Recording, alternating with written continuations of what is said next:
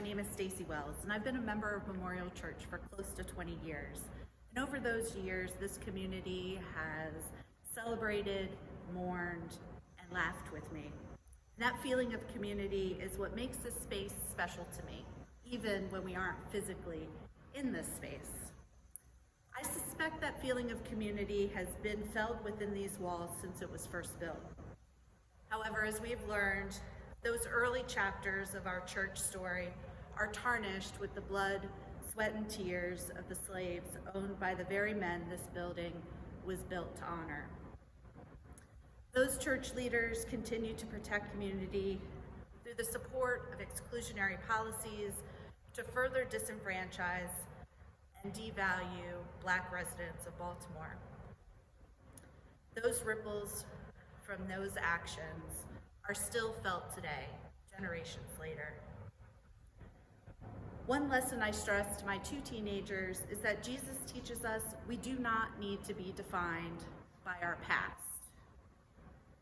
And just as importantly, we can't just tear out those early chapters because they're ugly or embarrassing. We must learn from our past and strive to do better, as imperfect as we may be. So what have we learned?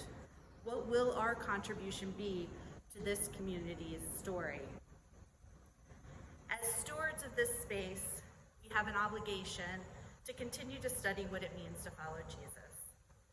And our more recent chapters show an evolution in how we define community and how we live into our faith.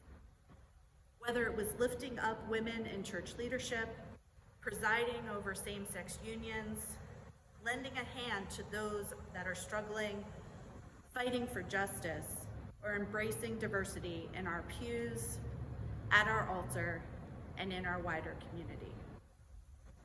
Now that we acknowledge the scars this institution left on families, including people we know and love, the scars left on this neighborhood and the city of Baltimore, have we done enough?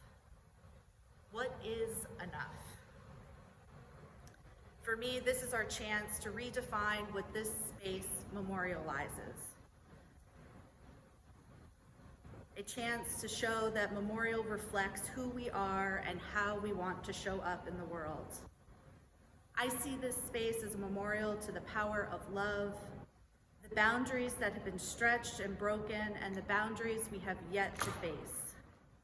The voices that have been heard and need to be heard, the people that have been seen and have yet to cross our paths, and the hearts and souls that we have healed and will need healing in the future. We are a memorial to yesterday, today, and tomorrow, and we are a memorial to being the change we want to see.